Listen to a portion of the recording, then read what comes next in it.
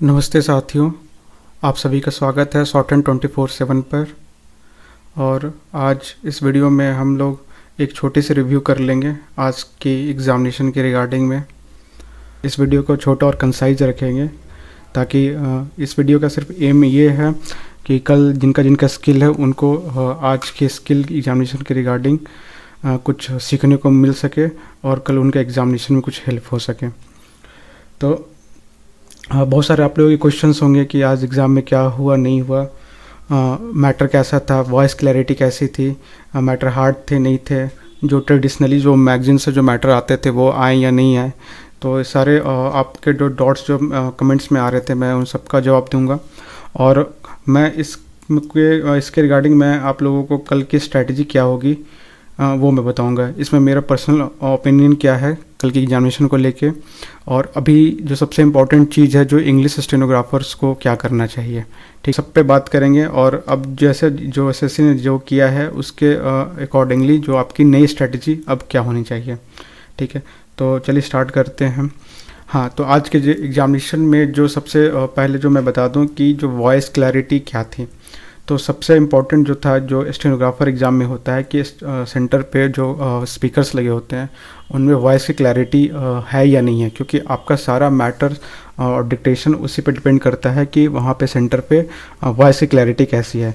तो जैसा मैंने लोगों से बात किया, आज खुद सेंटर पे मैं मौजूद था, तो वहाँ पे बताया गया कि शुरू में वो जो वॉइस की क्लैरिटी वो गुड अच्छी नहीं थी, ठीक। In the beginning the clarity of voice was not good, but later on they adjusted the voice and made the dictation audible properly।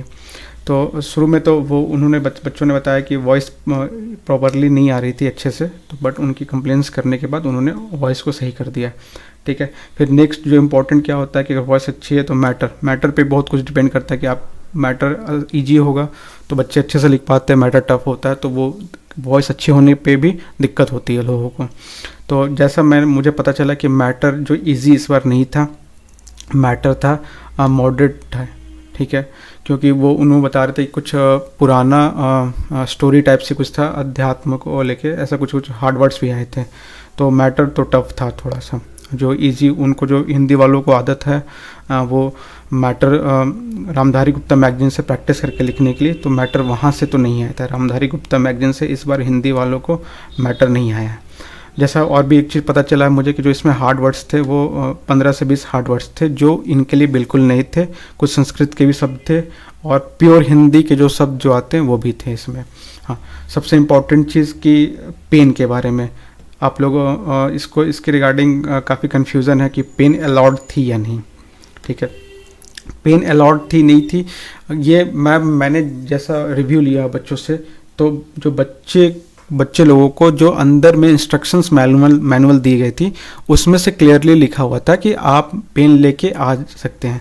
मैंने जो पुरानी वीडियो बनाई थी पेन के बारे में, मैंने उसमें आपको कहा था कि वो जो इंस्ट्रक्शन मैनुअल है वो सारे एग्ज़ाम्स का एक ही होता है, जो एसएससी ने वो उसको कर दिया।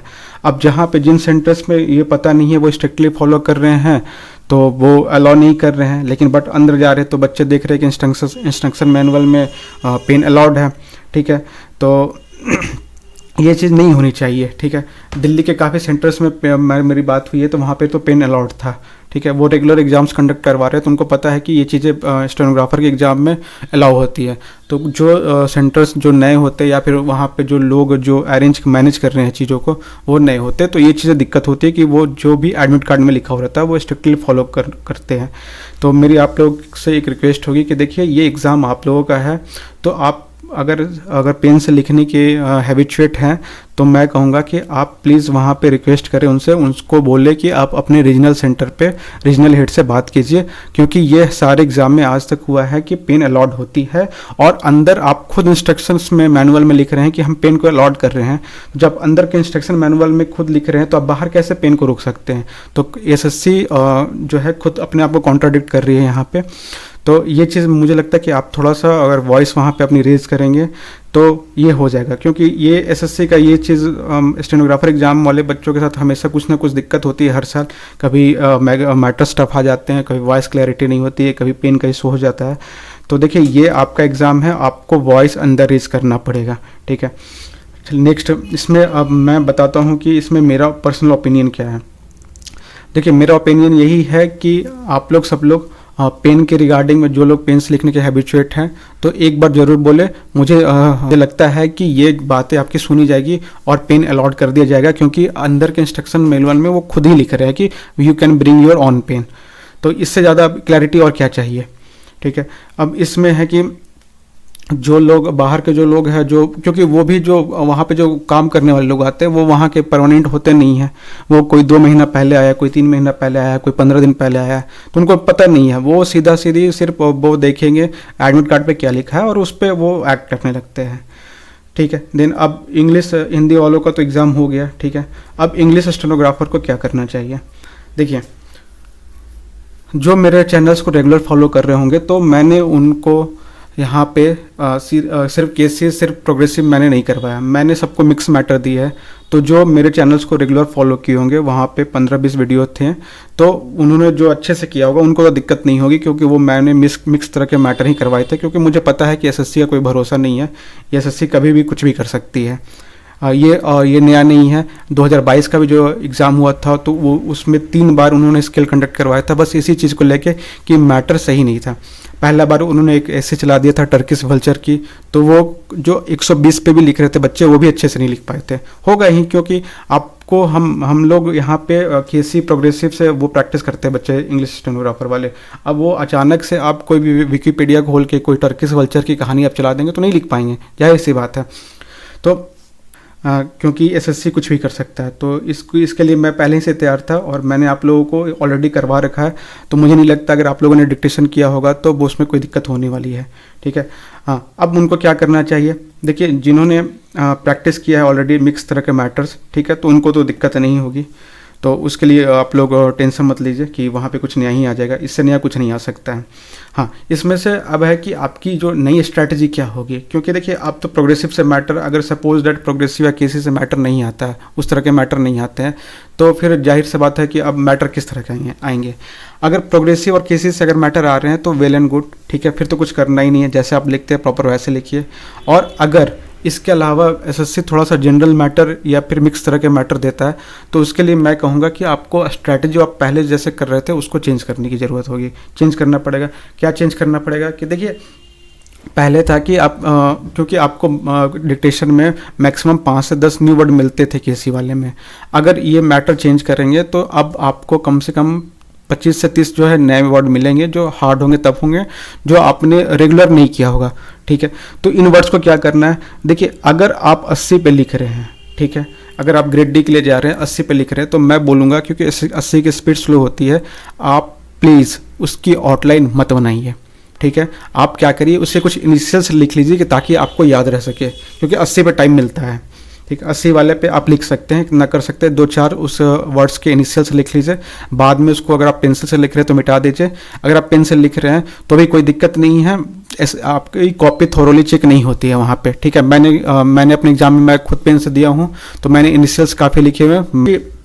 आप नए वर्ड्स की अगर आउटलाइन आप बना भी लेंगे तो आप वहाँ पर पढ़ नहीं पाएंगे, तो क्या फ़ायदा, वो निकल जाएगा, फिर कीबोर्ड कब चेक करेंगे। तो हाँ, एक चीज़ और इसमें मेरा जो मानना है कि देखिए, एसएससी आपको कीबोर्ड चेक करवाने के दौरान आपको 25 मिनट एक्स्ट्रा मिल जाते हैं वहाँ पे। ठीक है, क्योंकि एसएससी का जो टाइमिंग शेड्यूल है वो मैं बता रहा हूँ कि 10 मिनट ऐसे डिक्टेशन होता है, 5 मिनट उसका सेटलिंग टाइम होता है। ठीक है, फिर 10 मिनट वो डिक्टेशन पढ़ने का टाइम देती है, फिर वो 5 मिनट आपको कीबोर्ड चेक करने का टाइम होता है, फिर उसको फिर टाइपिंग का एक पैसेज देती है कि एसएससी चेक करने के लिए। ठीक है, फिर उसको आपको अगर कुछ एरर्स दिक्कत हो रही है, कीबोर्ड्स में टफ है, रफ है, टफ है, तो उसको चेंज करने के लिए टाइम मिलता है। तो इतने समय में मैं कहूँगा कि आप उसको बहुत अच्छे से पढ़ भी सकते हैं, और जो अगर इनिशियल्स लिखे हैं तो उतना टाइम में आपको याद भी आ जाएंगे, अब उसको लिख के उसकी आउटलाइंस बना सकते हैं, ये कर सकते हैं। तो थोड़ा सा टाइपिंग के लिए थोड़ा सा टाइमिंग कम रखिएगा, 100-150 वर्ड टाइप करके। अगर वो आपको लगता है कि 100-150 वर्ड टाइप करके अगर आपके कीबोर्ड में कोई दिक्कत नहीं है तो आप वो कर, आप 100-150 वर्ड टाइप करके आप चेक कर पाते हैं कि आपके कीबोर्ड सही है, तो मैं कहूँगा कि अब अपना ज़्यादा टाइम आप स्किल वाले डिक्टेशन को पढ़ने में लगाइएगा, और उसके जो टफ वर्ड्स होंगे जो आपने इनिशियल्स लिखे हैं तो उसको आप हैंडल कीजिए। ठीक है, तो अब ये स्ट्रैटेजी तो मेरी यही समझ में आ रही है। और जो ग्रेड सी वाले जो 100 के स्पीड में है, तो देखिए जो 100 के स्पीड में है तो वो मुझे लगता है कि मैटर को ज़्यादा टफ नहीं करेंगे, ठीक है। मैटर अगर करेंगे भी तो वो वैसे ही कुछ पार्लियामेंट्री टाइप का ही मैटर रखेंगे, क्योंकि अगर वो ज़्यादा मैटर इसमें टफ करते हैं तो बच्चे प्रोटेस्ट कर देंगे, क्योंकि जनरल मैटर नहीं लिख पाएगा कोई 100 पे, ठीक है। वो बहुत वही लोग लिख पाएंगे जिन्होंने 120 130 पे साल भर प्रैक्टिस की है, वही जनरल मैटर को 100 पे लिख पाएंगे। जो बच्चा 100 पे केसी लिखता है, प्रोग्रेसिव लिखता है, वो जनरल मैटर 100 पे लिख ही नहीं पाएगा, ठीक है। तो ये चीज़ आप थोड़ा सा ध्यान रखिएगा, क्योंकि नए वर्ड्स को बनाने में मत जाइएगा, ठीक है। हाँ, इस बीच में हो सकता है कि अगर आप 2-3 वर्ड पीछे चल रहे हैं तो एक आध वर्ड बीच में हार्ड वर्ड आ जाता है, तो उसको आप छोड़ के निकल दीजिएगा। और इसको आप लिटरली एडवाइस लीजिए। अगर आप ये नहीं करते हैं तो अगर जनरल मैटर में फिर फंस जाएंगे। बट मैं प्रे करूँगा कि ठीक है आप लोगों के लिए KCI प्रोग्रेसिव आई, ठीक है, इससे टफ ना दे SSC, क्योंकि इसके बाद फिर दिक्कत हो जाएगी। आशा करता हूँ कि जैसा हम लोग सोच रहे कल वैसा ही हो और कुछ ज़्यादा अनएक्सपेक्टेड सरप्राइज SSC ना दे दे। हाँ, इनफैक्ट SSC कुछ भी कर सकती है, but we will hope for the best, ठीक है। ओके, चलिए वीडियो को लंबा नहीं करते हैं कि कल एग्ज़ाम भी है आप लोगों का। चलिए, best of luck for to all of you. Thank you.